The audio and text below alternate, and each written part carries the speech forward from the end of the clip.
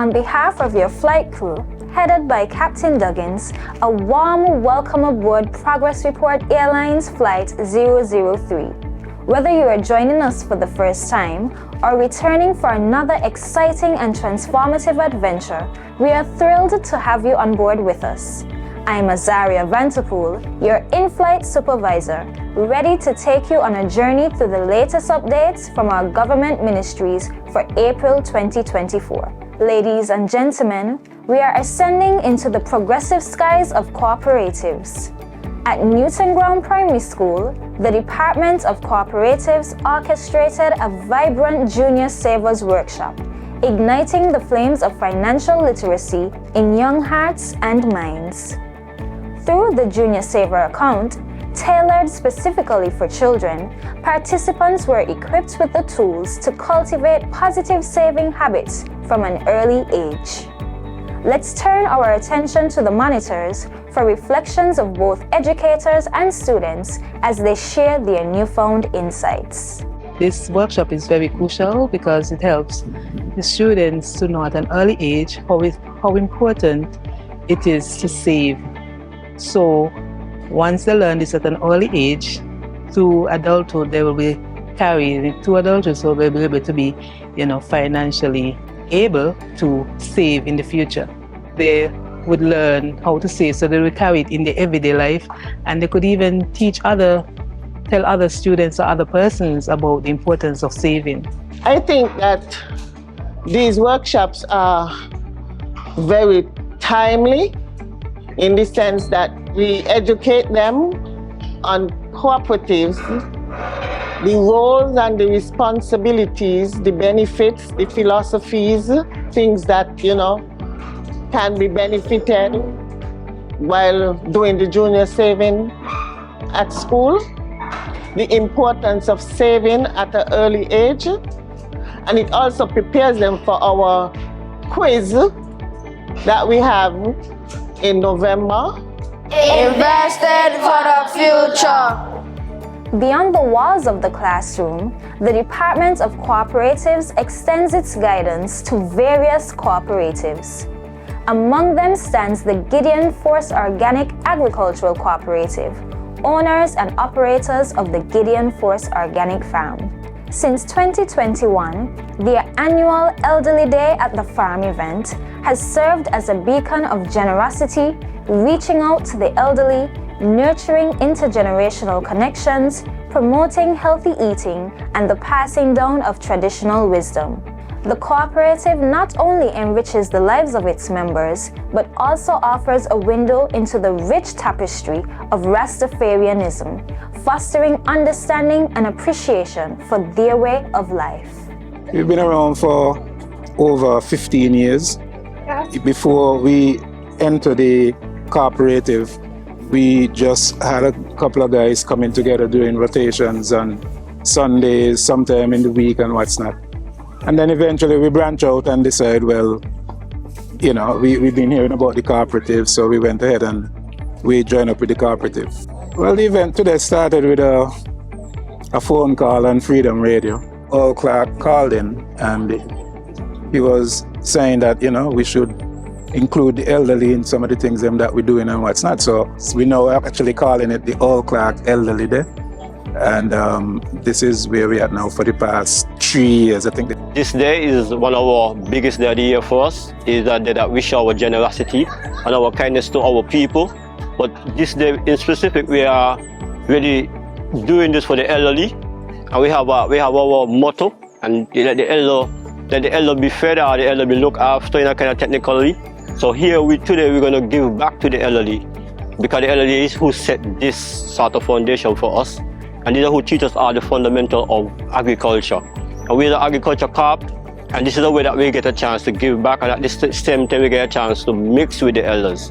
The first year they had this, I was a member of a group, an elderly group, and that group was invited. It was so relaxing. And the farm, we were taken on a tour and we were able to eat cherries and, pick whatever was available. And it was rather enjoyable. And so I had looked forward to the second year So I didn't have a problem coming last year. I visit this farm anytime they have anything. God's willing, I'll be here next year for this. Yes, the first time for me. But me and the rest of them get on good. The aim I have at home is to plant fruits like herbs, seasoned pepper, sweet pepper, sticky tie. I'm looking forward for that next year, where am I alive. I'm the president of the Gideon Force Organic Cooperative. I've been president for probably the last 4, maybe going on to the 5th year. We have approximately about 16 members, and we've been collaborating with each other over the years. And we are very happy for such a farm because in 15 years we have actually established the Garden of Eden. And if you know, Marcus Garvey came here in 1937, and he said, let's make St. Kitts our Garden of Eden. The importance of such an event. In our Rastafari Creed, we have a part in it that talk about let the hungry be fed, the naked clothed, the sick nourished, the aged protected. We actually celebrating Elder Clark, so we gave a plaque to the family, and the family, they gave us a contribution, and we're very appreciative of that as well too. We take on all the responsibility for this day, but we share it with other persons who have a vested interest, and the government have a vested interest in the elderly, and we appreciate that Elder Clark from the Department of Cooperatives, they actually contributed towards this event.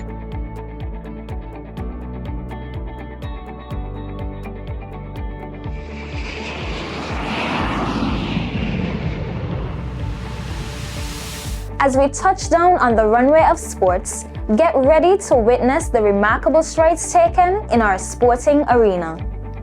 Join us as we celebrate the visionary journey of the Ministry of Sports, which, just last year, embarked on a transformative mission to elevate our sporting facilities to new heights. Today, that vision becomes a reality with the recent groundbreaking of the new Connery Football Field Stadium. It, as mentioned, it has been a long time coming for us here in the community, the village of Connery, one that is most welcome and one that will put to great use in the development not only of football but also the youths here in Connery and of course the surrounding communities. I'm not a big football fan. I'm a golfer, like everybody knows, but I am so happy today to see this start of the stadium. Honestly, not just because I live there, but I think the Prime Minister or the Minister said it earlier. Connery deserve it. We are a powerhouse when it comes to football. Every year you talk about football, Connery name is mentioned whether we're in the first 4 or the first 10. This momentous occasion symbolizes progress in its purest form, a testament to promises made and promises kept. Months of meticulous planning and unwavering dedication have culminated in this groundbreaking ceremony, graced by the presence of our esteemed Prime Minister and Parliamentary Representative for Constituency Number 8, the Honourable Dr. Terence Drew, and local representatives. Connery was the only one that does not have a stadium. And therefore Connery could not even be considered to be included in the home and away games. And that is why it is important that this stadium be completed and be completed on time so that Connery can be included in the next football season's fixture as a place where premier games and other games will be held under the auspices of the SKNFA. This is really becoming a reality.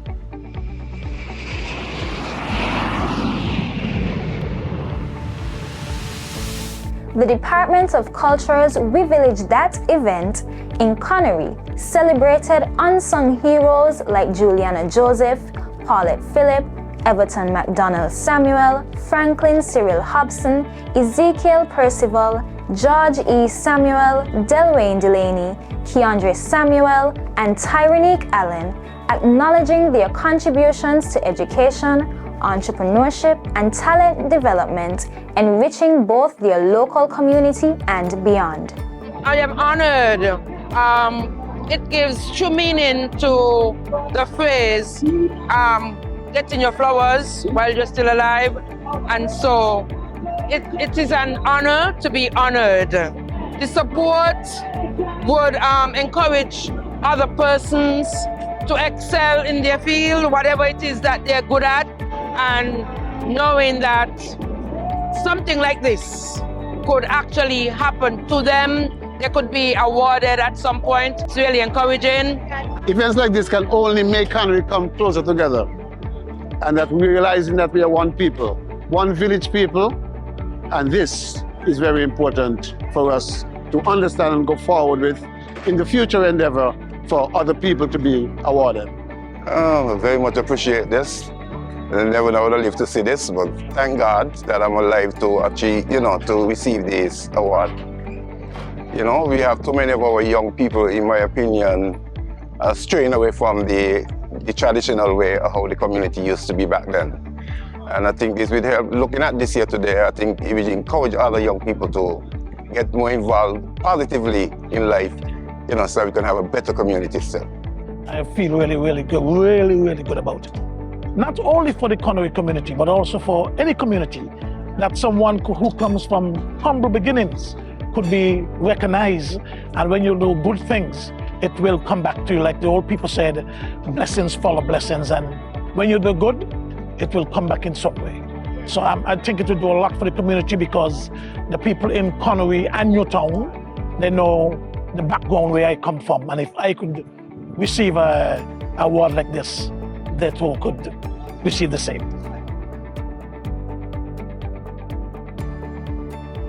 In addition to honoring these individuals, the department has engaged talented local artists in the ongoing mural project, which aims at beautifying the community while telling its unique history through art. I was approached by Pierre Liebert, and he would have asked me to create a wall mural on this block. It is to encapsulate the history of Sandy Point, the culture, some of the sports, anything iconic that Sandy Point would have been able to achieve over the years. This mural encapsulates. For me personally, I love artworks that depicts happiness and celebration, and I also love to use vibrant colors, not just to only play with the spectator's eyes, but to give off a sense of excitement and joy whenever you have to look at it. I love to laugh and I love to smile, so I always love to incorporate my personality into my pieces. And people just loving it, just a upliftment of the community, and and it's like I just feel a joy for like making this place brighten, with art, I'm actually very happy and proud to be able to witness this mural, because I feel like it is the perfect depiction of the history of my community. It makes the going look beautiful. Sometimes you got to try people to see what people got, because sometimes I might get the skills. People don't know, because I may show it. And once you give them a chance in life and they show, they will get more popular. I just see what's going on so nice. Well, look, the man have a talent. As you explore, don't forget to check out the stunning murals around the island. They make for fantastic photo opportunities, so be sure to capture some memories and share them with the world. And speaking of around the island, the Department of Creative Economy took to the streets with the mobile registration drive, reaching out to creatives in their own neighborhoods, ensuring every corner of the island is connected and represented in the creative ecosystem. By bringing registration services directly to the doorsteps of creatives, the department not only facilitates accessibility, but also demonstrates a commitment to understanding and addressing the unique needs and perspectives of diverse creative communities. In addition to these initiatives, the department hosted 2 workshops, the Drum Dynamics Workshop and the Daisy to the Caribbean Dance Workshop. The Drum Dynamics Workshop saw over 100 young drummers honing their skills under the expert guidance of Roy Phipps, mastering discipline and exploring various drum types and beats.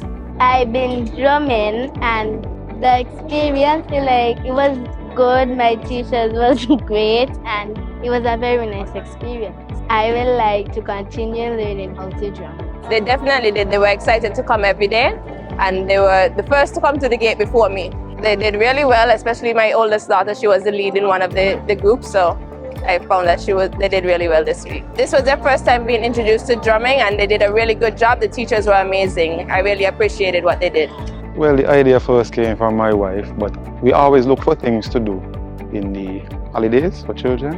And when we saw this, we just jumped at it because we find that the culture is kind of fading away in a sense. So we thought this was a good way to teach them that drumming is part of the culture. They enjoyed it, and they look forward to learning more different skills and different drumming things and those kind of things. So I like the fact that there's even some girls here. I like the fact that we need to promote more girls into these things. While the Daisy Dance Workshop, led by Sophia McCain and Shama Harding, was a resounding success, empowering young dancers to express themselves through dance, learn and have fun at the Victoria Road Community Centre. Well, we really are interested in having a larger voice within the Daisy International Organization from the region. Right now there's only Jamaica and Barbados as members, and we're really interested in having a Daisy Caribbean arm. St. Kitts is the first stop through Marcia and our interactions that we have with her and the relationship that we have established before. She invited us to just come here to start, and so we're doing some workshops, doing dance classes, and just sensitizing people about what Daisy is and the mission of Daisy, and seeing if we can get interest in others joining. It's an organization that looks to enhance dance in different countries all over the world, and what happens is that it puts the child at the center. So it's a unique acronym and a unique organization. It puts the child at the center. So you would have DACI, and the C is the only capital letter in the acronym. And if that's not a unique abbreviation, I don't know what is. So Daisy International has 21 membership countries. And so it is an international organization where they put the child first, put the child in terms of creativity, building communication skills, the art of dance, to express themselves and to generally speak to issues that are pertinent to them. Well, I had 2 sessions today, one in the morning and one here. And the one in the morning gave me a little preview of what I'm going to do tonight, and it really opened up my muscles and made me more flexible and more skilled in the contemporary dance. Tonight, it really changed my perspective on contemporary dance and how meaningful and emotional it is. The first session I saw was with seniors for Fireflies, and it encouraged me to come out to the session today. And when I came, it refreshed or renewed or rekindled my passion for dance. We focus mostly on modern techniques, so I think since I'm a teacher, I don't usually get taught, so it was nice being taught again. So I really enjoyed it for that reason. These workshops provided valuable opportunities for skill development and cultural enrichment for participants. With such diverse and enriching initiatives, the Departments of Culture and Creative Economy continue to foster a thriving creative community, ensuring the preservation and celebration of our rich cultural heritage for future generations to enjoy.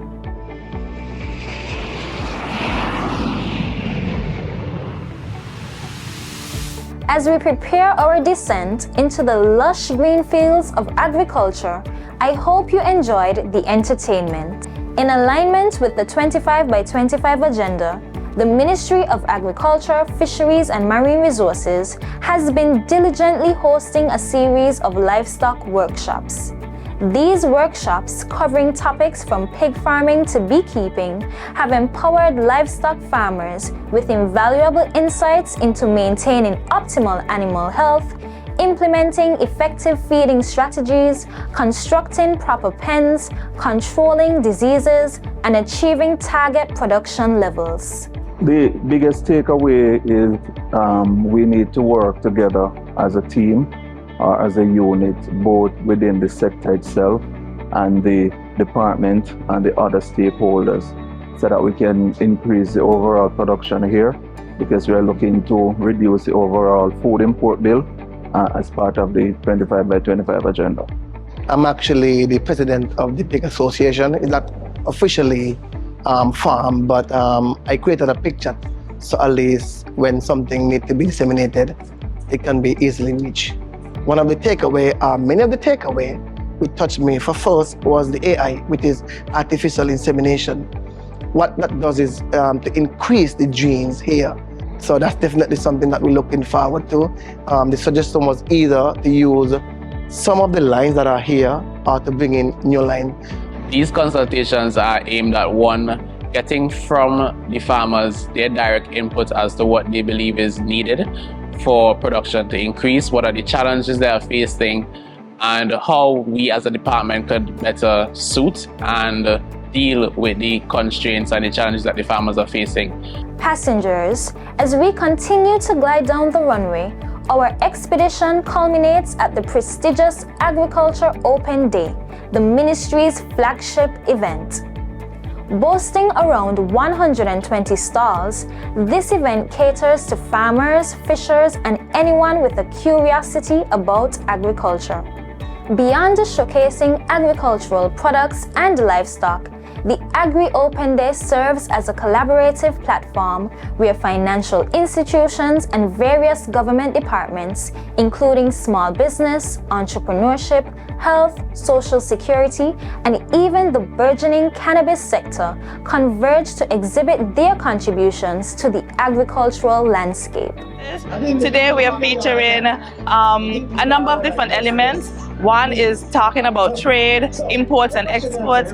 There's another area that's looking at conservation, and that's conservation, coral restoration. We're also looking at turtle conservation, and then we're going to introduce a new concept. It's called the Blue House, and that's under the aquaculture division. So in terms of coral restoration, we are actually making the public aware that we have several types of artificial reefs that we put down. And so we're looking at increasing the different types of life in the ocean. I'm here to promote basically squid. So this is the first time I'm doing squid pizza to support the fishermen, and I'm sure that once this gets popular, they'll be going out more to look for squid and will be profitable to them. So today we have a lot of watermelon, which is going like crazy right now. We also have avocados, bananas. We have a wide variety of ground food. So everything that you need for your soup, all the vegetables you want, fresh. Fruits are very fresh. All of my produce, they are local, and I encourage everyone to come down at Tikigab and get your local so you can eat local and be strong and healthy. Well, the Department of Agriculture, we annually host the Open Day event, and it's really critical and important for us because we always want to highlight what the agriculture sector has to offer, what we have in the crops, the livestock, and the fisheries and marine resource sector. It's important because it's one of the pillars of the society for economic growth and development, and also it's an income earner for our farmers and our fishers, and it's also a way to try to interest and stimulate that interest in the younger generation to come up in farming, because there's so many opportunities. You can be a farmer, you can be a vendor, you can be a fisher, you can be a veterinarian, you can be an agronomist. So when you see all the different stalls and the different activities that we're having, we really want you to see beyond just the farming in the field and really see what can happen in the agriculture sector. The Agri Open Day attracted a massive turnout, alongside an array of diverse small businesses, drawing individuals from all walks of life, eager to partake in this celebration of innovation and collaboration. The ministry is here at the 2024 Agri Open Day to raise awareness on what the Ministry of Small Business, Entrepreneurship and Cooperatives does. We're here to ensure that the business community is well aware of all the services that we have to offer them, all the incentives that we have, and all the ways that the ministry can be beneficial for them. The last 2 days have been very busy. We've been engaging with a lot of students, a lot of entrepreneurs, a lot of small businesses, just getting them acquainted with the services that we have. And it's just has been really fun. We're very happy to be here. We're very happy to be a part of the Agri Open Day. So we are here for the 29th edition and we are quite happy because we know we are a key stakeholder in terms of the agri-industry, and we want to see agriculture grow. We want to see the farmers grow. We want to be sustainable. We want to be able to supply feeds to ourselves. As my t-shirt says, together we grow. I have been running this business for like 5 years now, and I have never brought it out to the public the way that I did. So when this came about, I spoke with the PS and I said to him that this could actually be something big, not just from me, but also for the Federation, especially where we are transitioning to becoming a sustainable island state. Cold press juicing or scoop press juicing is something that is huge out in Europe. So 7 years ago when I decided to become a farmer, I wanted to do more with the product.